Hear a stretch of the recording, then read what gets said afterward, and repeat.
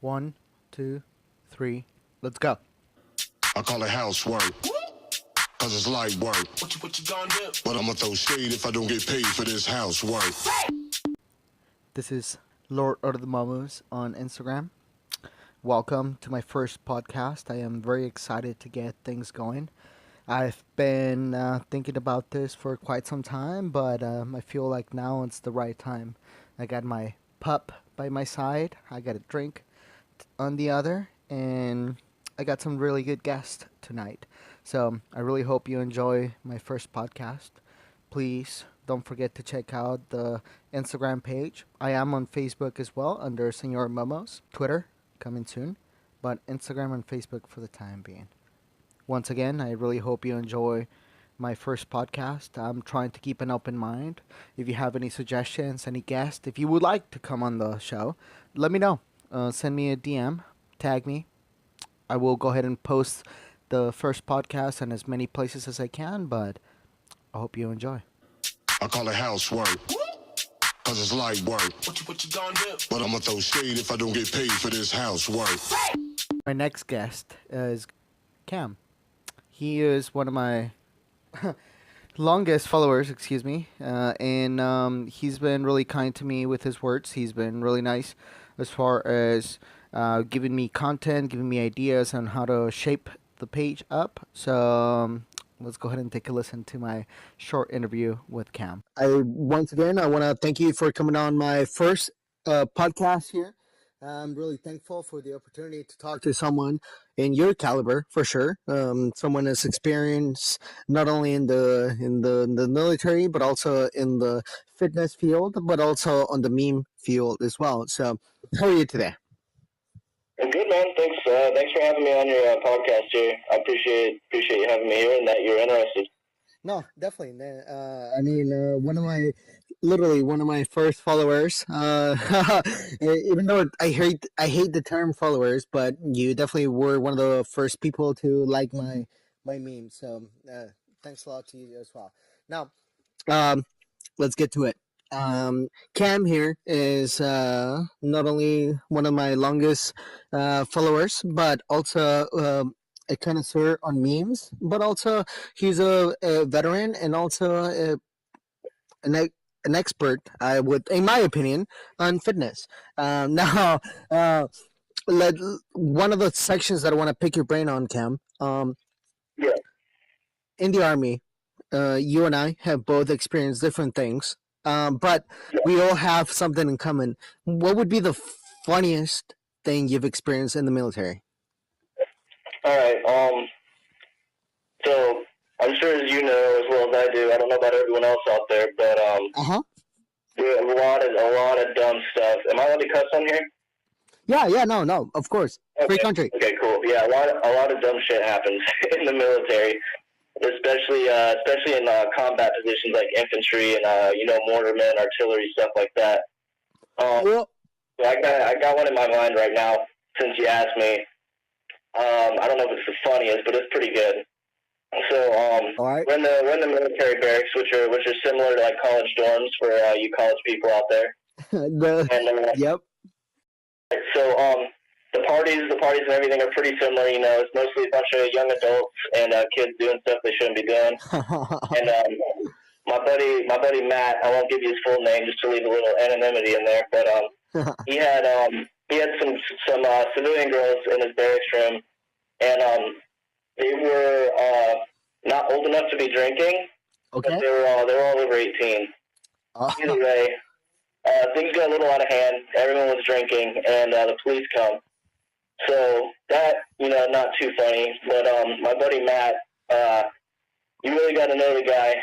He's an alcoholic, but he's a really good guy. One of my best friends.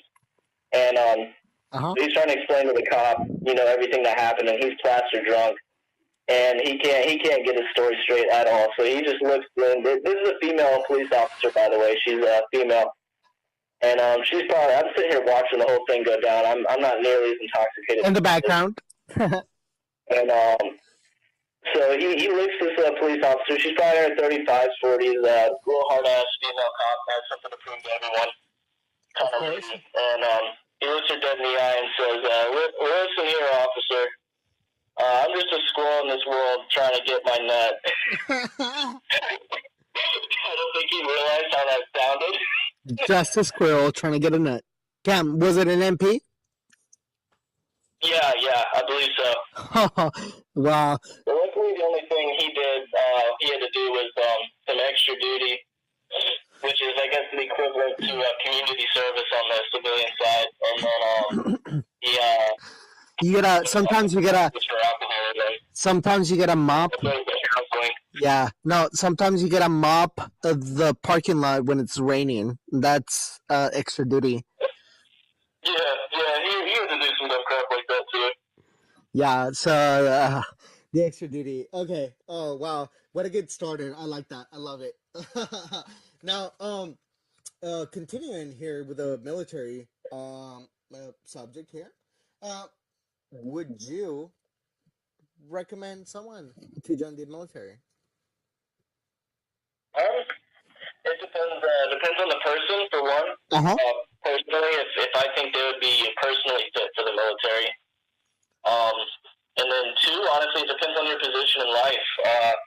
I'm not going to sit here. I'm not the kind of person, I don't like being, thanks for my service, and I don't like, that whole concept, because most people, I'll be straight up honest with you, and anyone that might be listening, most people in the military join for their own personal reasons and their own selfish reasons.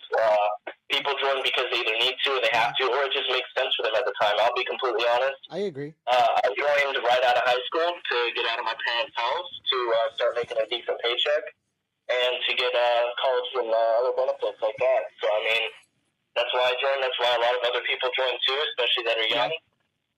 If you're coming out of high school and you don't have a plan for college and you don't really have a good job or career lined up, I would 100% recommend it. It's only going to get you out of your parents' house. It's going to get you out on your own feet, and it's going to teach you how to be an adult. That being said, on the opposite end of the spectrum, I remember I had a guy that was in basic training with me. He was like 35 years old, and he just hit a rough patch in his life, and the military was kind of like a saving grace for him and for his family. Because back in that time, the economy wasn't all that good. Jobs were, people struggled to get jobs and whatnot, and it really helped him out. He signed on for, I think, 3 years, got out, and then went on and picked another career. But, so, I mean, it can help anyone. If you're just at a dead end in life, you don't know what you want to do, it's really not that bad. It's really not, do 3 years. That's all you need to do to get, your benefits, like your, GI Bill, scholarships and all that. Of course. Well, no, I definitely appreciate your perspective, especially because from a veteran to a veteran, that between us, it's still a different experience, between veterans, you experience something different than both of us, than someone else in another part of the country, so definitely the same thing. I'm like you said, I recommend people to do their own research, look into the military, maybe take a really hard look at people like us, I guess, that have hard experiences on what it is, and then make your decision. But I wouldn't downgrade the Army for anything. I honestly, if I could, maybe you can agree or disagree, but if I could do it again, I would do it again. Yeah, and I've thought about it. I haven't been out for too long now. But yeah, I've considered going back in. I'm going to see what that holds for me in the future before I really make that decision. But I just know a lot of people that get out do end up getting back in because the quality of life really is actually pretty good. It's the camaraderie, it's the ambience, it's just feeling, part of a team. I like that. Yeah, me too, for sure. Now, what has been the most exotic place you've visited? I don't know. Lately, I've been traveling quite a bit, but I grew up in Florida, which is a pretty exotic place for most people. Of course. I spent 4 years up in Alaska, and honestly, I think that was just a really cool experience going from Florida to Alaska, because it's just a complete 180. Everything's a completely different perspective up there. The people are crazy. The lifestyle up there is crazy, and It was just really cool. I went, from surfing every weekend to snowboarding every weekend. Well, So, yeah, no, that's definitely it changes the landscape. Yeah.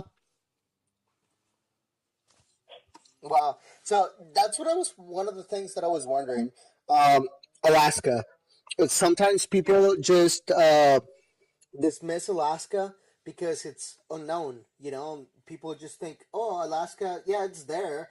It's trees and bears." But um, one of the biggest things is: have you ever experienced the when it's 6 months of night or 6 months of light? so for that full 6 month flip like that, you really got to be up in the Arctic Circle. Oh, okay. I spent almost all my time down in Anchorage, which isn't quite up that far. But during the summer solstice, you get 24 hours of daylight for a few weeks at least. And it tapers off. It's just summer and winter, even all the way down, staying like Florida. And summer the days are longer, and winter the days are shorter. I gotcha. Wow. Yeah, I don't know. I always think of Alaska and it being, wow, night for the 3 to 6 months at least, and then light for 3 to 6 months at least. Yeah, so in Anchorage, during the winter solstice, I think your shortest day is 45 minutes. The sun comes up over the horizon, kind of just blinks at you and goes back down. But yeah, if you go up further north to places like Fairbanks, even all the way up, all the way by the Yep. North Pole, you get all the way up to Dead Horse, and up there, yeah, you get just 6 months, maybe even more of just darkness. Wow, that's one of those things that I do a flight simulator, and sometimes it's realistic. Well, no, it is realistic. And when I fly in Alaska, it's really dark, and it's like 12 at night, and I'm like, wow, I can only imagine living there. Yeah. Those 4 years I spent there, I really spent a lot of time in the gym. Hey, That's really what I learned a lot about fitness there. so hey, good transition here. Learning about fitness and the gym here. I wanted to ask you. So just to go timeline wise, what has the heaviest you've ever been? Okay, I've been up to 187 pounds. Now, I know we're just talking on the phone, so to give all the listeners here a perspective, I came out of high school at 18 years old, 5'6", 130 pounds. Mm-hmm. I went went through basic training and all that stuff, and then after I got to my unit, after about 3 to 6 months or so, I was up to 170 pounds. I had to put down about 6,000 calories a day or more. Oh, wow. And I was working out at least 5 or 6 times a week to gain that weight. And then probably about 2 years after I got up to 165, 170, I really hit that bulk again. Uh-huh. Got all the way up to 187. Oh, wow. So for anyone out there listening that might be interested in fitness, yeah, you do definitely gain fat when you do that. You gotta if you're doing a gain weight, you gotta be willing to let go of that slim build and pack on a little bit of fat to build some muscle because you need that caloric surplus to feed your body and to heal. You can always cut off the fat later, so it's really not that big of a deal. I've done it quite a few times. Right now, I'm sitting at a pretty healthy 170. Oh, okay. 65, 170. I've been pretty lean lately. I've been working on a lot of volume work with my sets, doing a lot of high reps with a little bit lower weight. So I haven't been gaining a whole lot of weight lately. Oh, got you. Now, for someone that's starting out, what would you say their first step should be? What are their goals? Say for example, just someone to shed a couple pounds. Just for anyone right now that's listening, that just, hey, I want to feel motivated. Usually people say, hey, I'm gonna get on the treadmill, I'm gonna run a couple miles, I'm gonna do a couple of crunches. But in your expertise, what would you recommend? Just someone that's motivated enough to get off the couch. What would you say? Okay, so if they want to lose a couple inches on their waistline and fill their body out a little bit better, I would highly recommend getting into the weight room. Honestly, Every ounce of or every 1 pound of muscle you build is an extra 50 calories burned per day at rest. So I mean, if you build 10 pounds of muscle, you're burning an extra 500 calories per day. Wow. And that's at rest. That's not doing anything. That's sitting on the couch, you know. Um, so I highly recommend people building muscle first. The more muscle you build, literally the harder your body is working to do anything. So your body is burning more calories. That's just the most simple way to break it down. I would pair, 3 days a week of strength building, doing some weight training in the gym. Of course, And, yeah. Another 2 or 3 days a week, I'd recommend fasted cardio in the morning. Of course. To quick fat loss. That's almost to me, it's almost like a cheat code. It's so quick and simple. It kind of sucks, but it's a very simple concept. Basically, you want about 12 hours in between meals. Mm-hmm. So say you eat dinner at 8 o'clock at night. Yeah. Well, the last thing you eat is 8 o'clock at night. You get up at 8 o'clock in the morning. You don't even need to run or do anything that crazy. You just want about 30 minutes or so high intensity cardio. I run about 2 miles. I don't even go that hard. Yeah. That'll be about 20 minutes or so for me, maybe a little less. And I'll call it a day. I'll do that 2 or 3 times a week whenever I'm trying to cut weight, whether it's for powerlifting competition or whatever it may be, even if I just want to lose a little bit of fat. And it works quick. It happens quick. And that's one of those things that I think a lot of people are going to benefit from. And not only from that, but from everything that we talked about tonight. I mean, I think that puts a very nice seal to it, especially with exactly what you just said. It all depends on what people's goals are and where they want to head to, including myself. Personally, I know that I've asked you a couple of tips here and there, and I really appreciate it. So, Cam, I want to stretch my virtual hand here from me to you, and thank you so much for being part of my first podcast here for my first show. And I definitely hope from you again here as my fitness expert. I'll definitely be asking you a couple questions. Hopefully, people step up and ask a couple questions about how they can improve themselves, how they can benefit, and then Cam here will be able to answer your questions. You can find more about Cam here on Let Me Lift underscore in between the words, let underscore me underscore lift, and also med fed mini.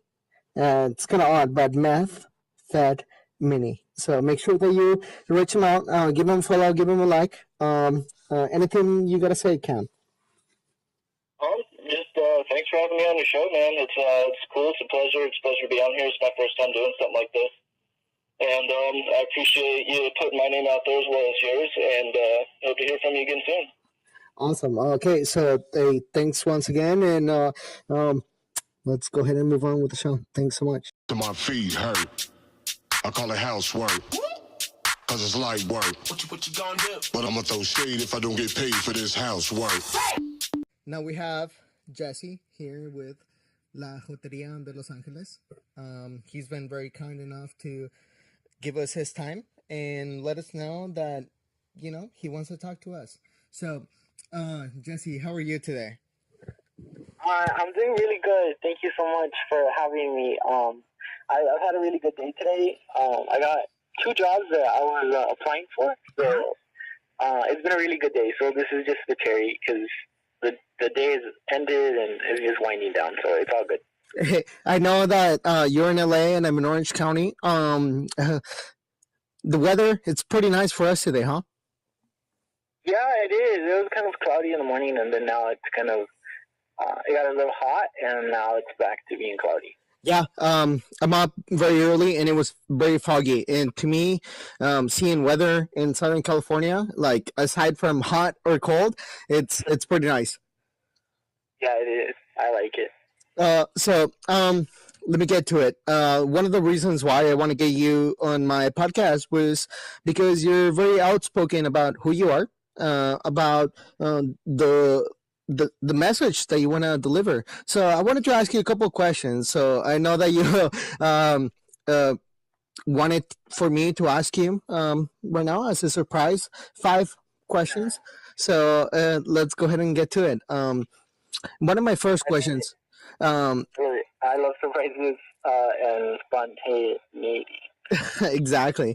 So one of the first questions was, I listened to your podcast because I wanted to get some insight, and Uh, one of the biggest things that I noticed was I listened to your first and the last, not the very, very last one. I know that you released one right now just this week, but the one just before that. But the first one that I want to focus on is moving back to LA. Now, mhm, you had just moved back from graduating, literally mhm. just moved Yeah. back to LA. What was that like? Uh, it was definitely is an ongoing journey. It's still in full effect. Like it's it's a trip to think of Uh-huh. think of my life in LA. Like returning, I returned back with like so many things that were different. A lot of things. One of them was a relationship. Another one was that now I like had this adult role in my family, and before I left, it was different. Mm-hmm. Um, so I also moved back to a lot of my triggers, dealing with mental health issues and reliving a lot of my childhood at home, like through the relationship styles that we developed with my family, was definitely triggering for my mental health issues. Okay. So it's been real. It's been a very learning. It's been a very learning experience for me. I've learned a lot about myself. I've learned a lot about my community. Yeah. And it's been like a trip. Like I'm enjoying it. But it's still ongoing. Like I feel like I was gone for 4 years, Okay. and now returning, I'm just like unpacking. You know, like in a way. Yeah, I mean, it's definitely a shock when you come in after a different community. I mean, it's weird to think that you're in within the same country, but it's almost a different experience. I mean, it's weird to understand, well, not to understand, but it's weird to think about how you're within 100 miles, but people think different. So, one of the things that I wanted to ask you here was. In the first episode as well of your podcast, you mentioned hearing your voice for the first time was a little bit of a trip. So, after about 40 something episodes, how do you feel about your voice on a podcast? You know, it's interesting because I listen to myself a lot. Like there are moments where I go to myself for advice. Like, and you know, I think we all do that. We like, you know, Uh-huh. we have conversations with ourselves, like in the shower or whatever. Like, you know, maybe we should do this, maybe we should do that. But for me, it's been the episodes. I've been like talking to myself through the episodes and also talking to the audience. So in a Okay. way, it's kind of like refreshing to hear myself now as like a year later that I recorded Yeah. the first one. And I was just like, oh my God, like I feel like it's like reliving memories, and reliving moments of life that, you know. Of course. So I love it. In a way, I feel like it's like a journal. It's like you Yeah, listen to yourself, or you read something you wrote like it is a someone journal. and Yeah. you're like, and then you get like this new like knowledge from it because you're in a different space now. So you appreciate where you were, or you know. So that part is very cool, but also like the actual like auditory part.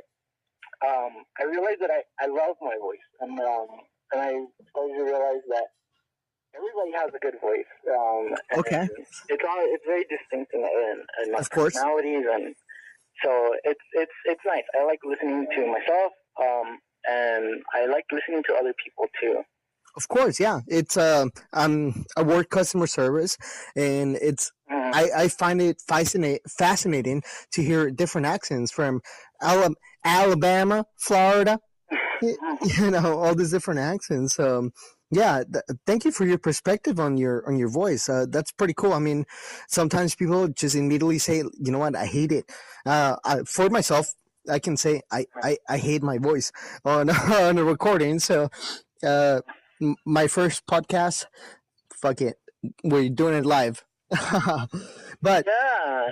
it's great. Now, Okay, Jesse. sorry. Yeah. Just a little. It's very. I just wanted to honor this time for you because it's very beautiful. This first episode because you're able to listen to yourself not only through like not like just your voice, but you're also like able to reflect that you're sharing your voice. I don't know if that makes sense.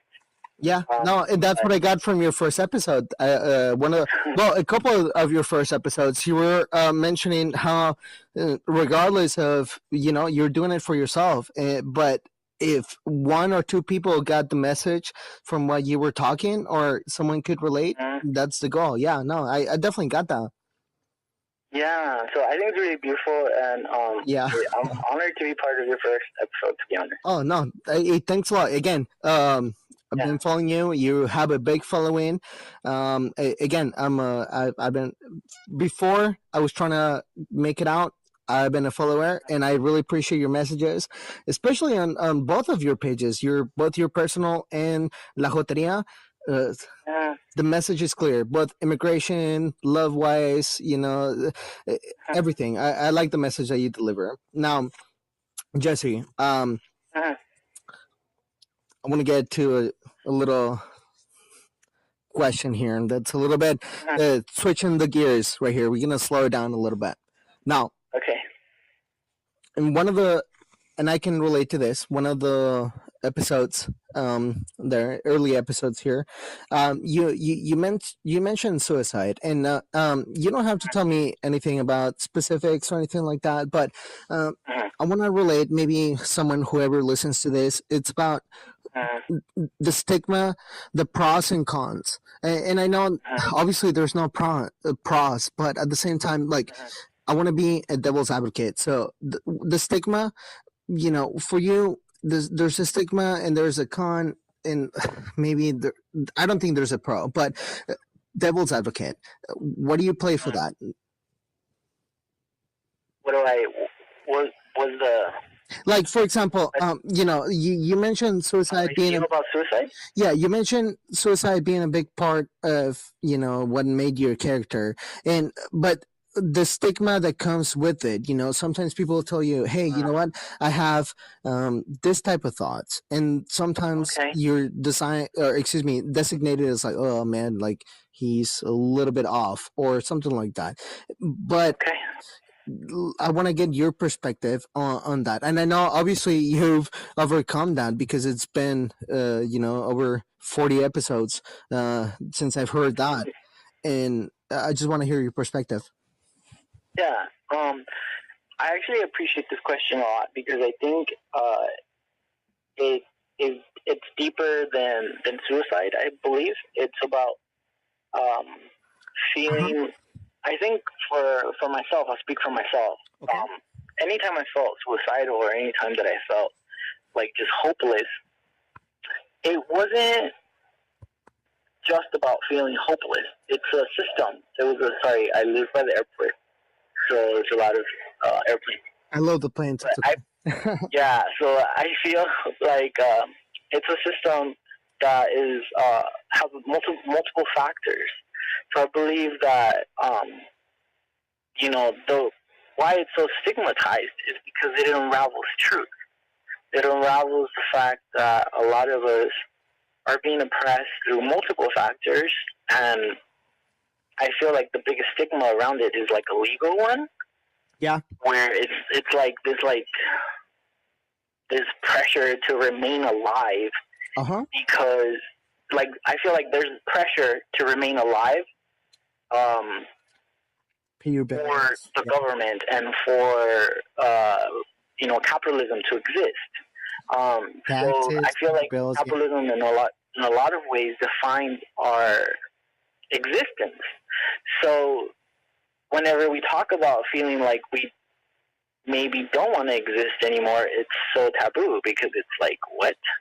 Like, everything revolves around existence and all of that. So that's how I believe,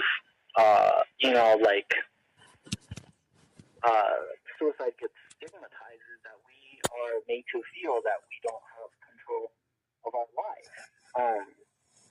And also Yeah. I believe that it is a very dark time to go through. As for myself, like having been able to have an outlet for my feelings was definitely a huge like positive thing in my life, that I was able to steer away from those feelings and feeling um, that it was okay to feel them. I think is the big one. Is that a lot of people I feel don't allow themselves to access Yeah. parts of themselves that are very dark. And I think that for Wow. me, um, I had to feel what I needed to feel in order to move forward. So I believe Wow.